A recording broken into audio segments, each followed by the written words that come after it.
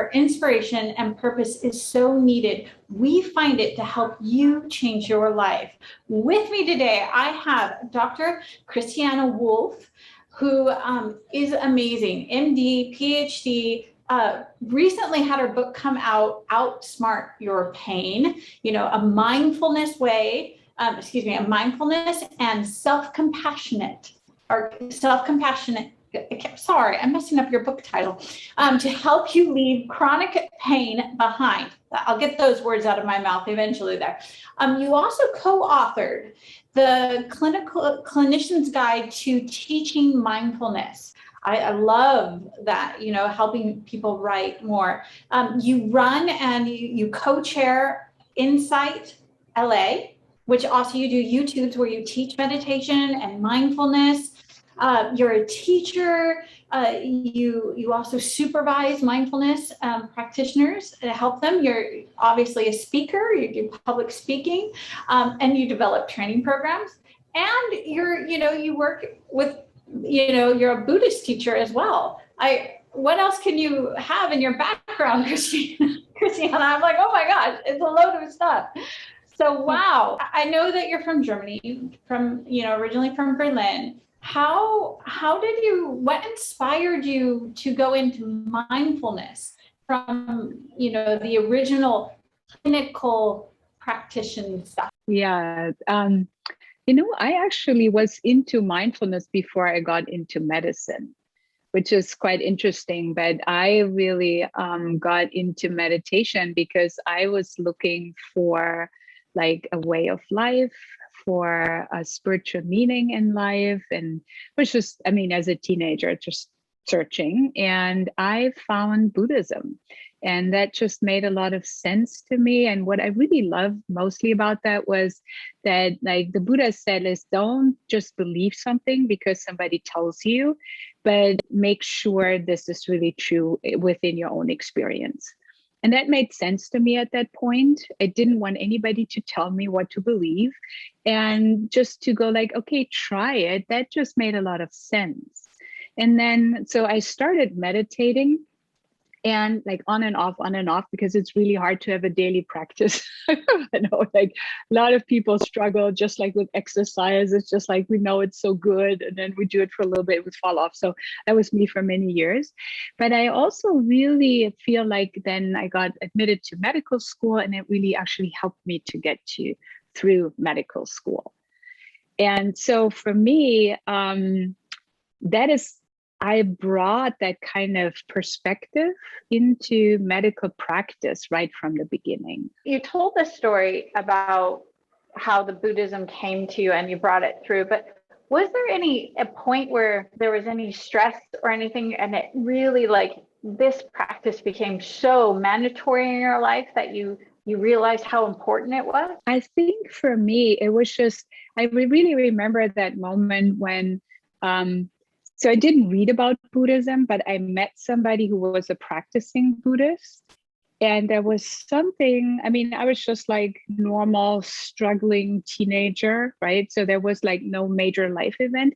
But I remember in that moment that I realized that person has something that I wanted. It was just about how they were. And then I met some of his friends and the way they were with each other. And they were just like, there was just something like really more calm and relaxed about them. And I was pretty high strung. So maybe that was my moment. And I thought like, I need that. Whatever they have, I want that. Right. So yeah. Oh, beautiful. So you make this transition to the US, to LA, and how did that change go for you? You still inspired to keep going and do what you love. So how did that change go for you? Yeah, it was interesting. It actually took many years. So like our original plan was to go and live in LA for 1 year while I was on maternity leave with our oldest child. I know there are like tons of LA stories. People say like, yeah, I wanted to just be here for a year, and they're like 20 years later. So that's me now. So, but we never went back. And that was actually quite a struggle, right? Because I really loved my profession. And then I thought for a while, it's like, maybe I want to get licensed in the US, but then I would have had to do my residency again. And at that point, I had 3 young children. And also, like this, the mindfulness training really started to take off. And I thought, this is so much more sane, honestly, than working as a physician, right, in the US. Yeah. And then I also realized with like that combination, I could actually help other clinicians for themselves, right? And then when you help yourself, then you also help the people around you, which is something that people often really struggle with. This idea is just, it feels so selfish. Do you take time for yourself? And isn't it just navel gazing? It's just like, oh, no. You're the people around you know whether you are centered, whether you're calm, right? And so that's and so that was kind of my transition. But I tell you, it was hard. It was hard because I really love working as a physician. Wow. Well, I know we're grateful to have you in this world doing what you do, because you have, and I've watched your YouTubes, I've researched you quite a bit. Your book, Outsmarting Your Pain. I think this is brilliant because people do have chronic pain and and emotional chronic pain. It's not just physical. Yes. And especially coming off COVID right now, having the psychology background, the wave of depression when people don't have something to go for, the anxiety they have worrying about where the next paycheck, industry must be booming with what you do. Your book sales must be off the roof, I keep thinking. So is there anything you can give people today to help them inspire and bring in that, maybe that calm, that beauty that we have inside? Yeah, there are like 2 things that I find are really helpful for people who are just trying to figure out, so what is mindfulness or what is self-compassion and how is that all working? And one thing is, so when we're practicing mindfulness is like being with whatever is here in the most beneficial way, right? And what happens, of course, with chronic pain, whether it's physical pain or emotional pain, is we don't like pain. Of course, like nobody likes pain and we want to get rid of it. But what happens is that we push away the pain. Does that make it go away? No, right? So now we not only have the pain, but we also have the resistance against the pain, which is very natural, right? But we often are not aware of how much actually we're making the pain worse. So let's say, so there's pain in this moment, whether it's emotional or whether it's physical pain. And then what we start to see when we start to meditate, any meditation really, is that the mind is rarely ever in the present moment, right? So where the mind goes is it either goes into the past, right? And it does some rehashing over here, or it goes into the future and it does some rehearsing over here. And usually it does both. Right? So the problem is that the body is only ever in the present moment, right? And the stress reaction, which is that's what we feel, the tension or the contraction, is only happening in the body or the whole like body mind system, which is in the present moment. And we know this, right? So if you had something stressful happening like whatever last week and you don't think about it, you're fine. Right? The moment you think about it, it's like, bam, you just feel the stress immediately, right? And it's not, it's over. Like it's something that happened last week. And we do the same thing. It's just like, right? So anticipating what's going to happen next month. And so what we are carrying is really, we carry the past and we carry the future on top of the present moment, right? And in particular with an emotional pain, right? My friend lied to me, whatever, right? Or I have a chronic pain. So in that moment, the story of the past lays on top of the present moment, and the story of the future also lays on top of the present moment. And then I wish I had a third hand, so I could have like one for the present, one for the past. Oh, thank you. Yes, so we could have a right? So we would make a sandwich, and then we see, oh, now I'm not only carrying the pain of the present moment, but I'm also at the same time carrying and holding the pain of the past and the future, right? And so what we want to do as part of the practice is say like, okay, so imagine right now there was no past and there was no future, just for now, right? And see, what are you left with right now, right? And very often what happens, of course, I mean, this is not like a magic bullet or something, but people will say like, it's actually not that bad right now.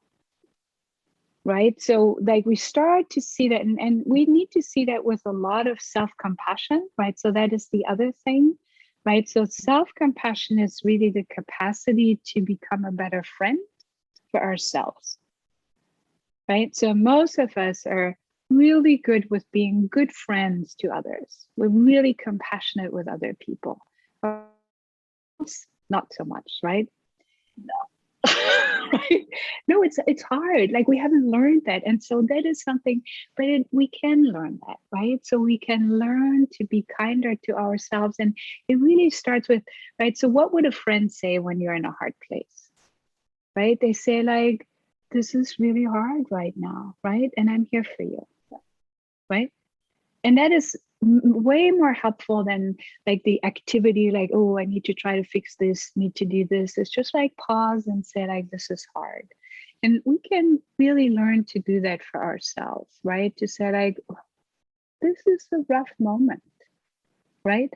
And then, right, because the way that we talk to ourselves, it matters, right? I know that's a lot part of your work too. It's just like really listen to how you talk to yourself, because you're listening, right? And if somebody says this is hard, then your body can go like, yes, it's hard right now. And then something can start to soften and shift. I have done this work myself when I was suffering from anxiety, and that acknowledgement that, whatever I'm going through is not fun, but in this moment now, everything's okay. It's okay. It may not be great, but I'm alive, right. And it's okay. And that shift gets you to take that next step instead of being frozen or in fear, flight, fright, fight, all those moments. So beautiful, beautiful share. Thank you so much. So I think people will be able to use this going forward, but you also, you use this, you said, with practitioners in the medical field. Is mindfulness now coming and being part of the medical field? I mean, is medicine changing this a little bit? It is, yes, right, like fingers crossed. I think we're moving in that direction, and I know that more and more, like for example, medical training programs have mindfulness classes now. I mean, like for the very practical reasons that like the medical students are super stressed out, right? And when we're super stressed out, we're not doing our best work. So in a way, it's very self-serving, right? To make sure people know how to take care of themselves. And unfortunately, the medical profession in particular is very, how to say that, it's hard for physicians to acknowledge that they need help or that they struggle. Right. So there is like this like toughen it out mentality, unfortunately. But I really feel that like over the last decade, I've seen a lot of more like physicians coming to take classes, for example, or just be more open. So I feel like there is like slowly like a generational shift that is happening. And so with that, I think that it opens up. Yeah. And the thing is just like, as wonderful as Western medicine is, right, there's just a lot of things that we can't solve, right? Chronic pain being one of them, seriously, right? Right. Yeah. Despite all the medications, right? All the medications.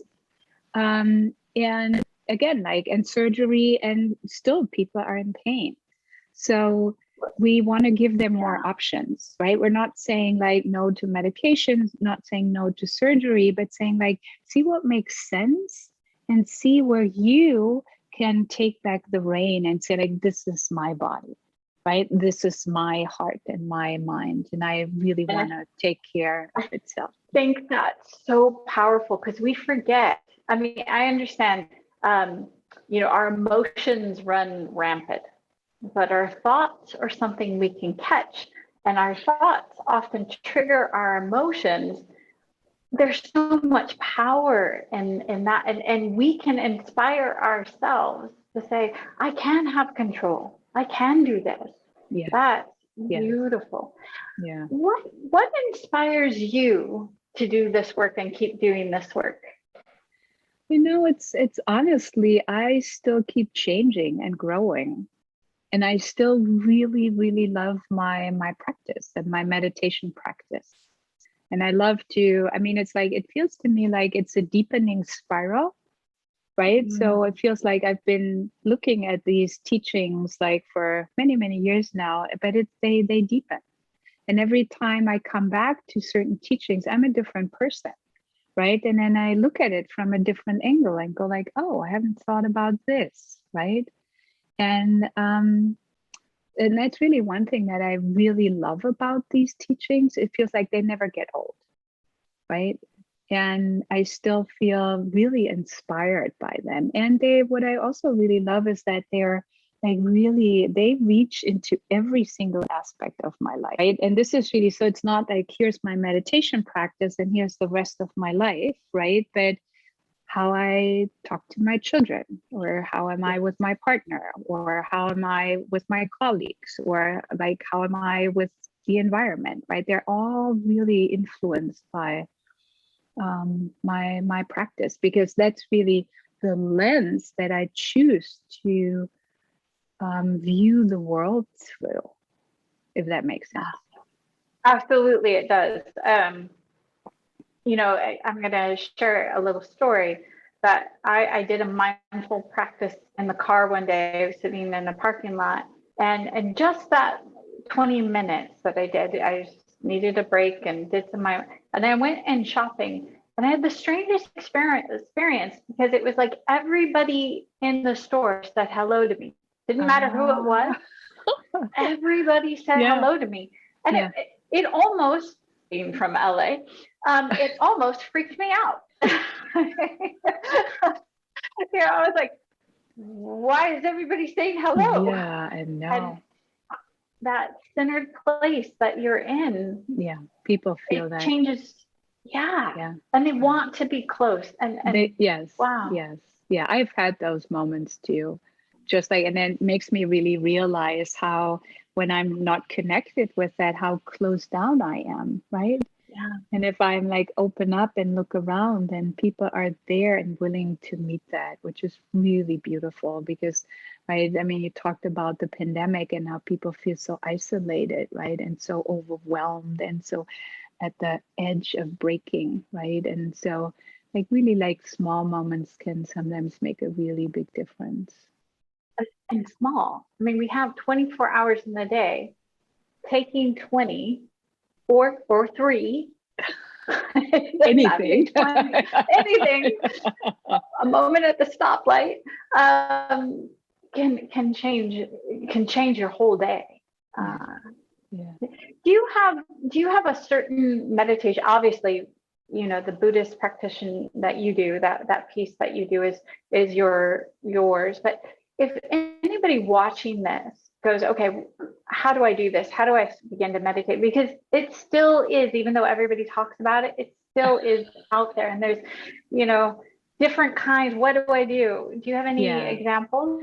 Yeah, like the easiest thing is really, and that doesn't take any prep or something, right? It's just like become aware of your body right now, right? So that would be just, can you feel your body sitting here, right? We can do this. I'm doing that right now. So feel your body, feel like where your body is in contact. I can feel the chair, I can feel the ground under my feet.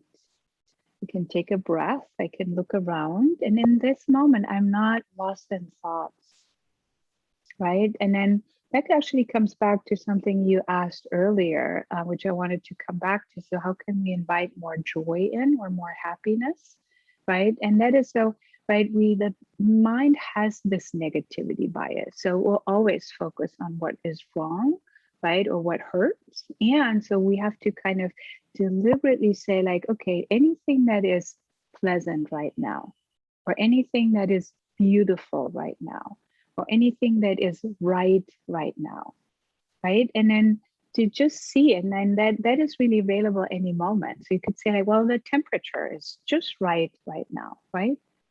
Or, I mean, for me in this moment, the absence of physical pain is amazing, right? That's something that we often overlook to even think about when we're not in pain. We're just like, whoa, I have no pain, yay, right? So that, right? And so really these small things where you could say like, oh, I like the way my sweater feels. So something really, really small, like we often look so far for joy and happiness, and it's actually literally at our fingertips. So that is a really good start. So people don't even need to feel they need to close their eyes, but they can do that, of course, and feel the breath. I mean, that's like the traditional breath meditation, right? But even more simple, become aware where you are, come back into your body, right? Because most of us, most of the time, are not in our body. Yeah. In the head. And in particular, when you have physical pain, you don't want to be in the body, right? Yeah. And so what I'm often saying is like, right, the mind has the capacity, or not the capacity, actually what it does, it automatically hyper focuses on the areas that are in pain, and it feels kind of, it excludes everything else. But what we can do right now, so often, more often than not, people don't have whole body pain. I mean, some people do, but most people don't. And then you can say, okay, so there's this area, let's say you have lower back pain, that is there. And then what about the rest of your body? I'm going to have to interrupt, and I'm really sorry because we only have about a minute left here. Of course. Okay. but that acknowledging the other part of your body, the rest of your body, is huge, because like you said, you know, your fingertip probably doesn't have the pain, you know, or little things, and just getting to look at it, the broad picture.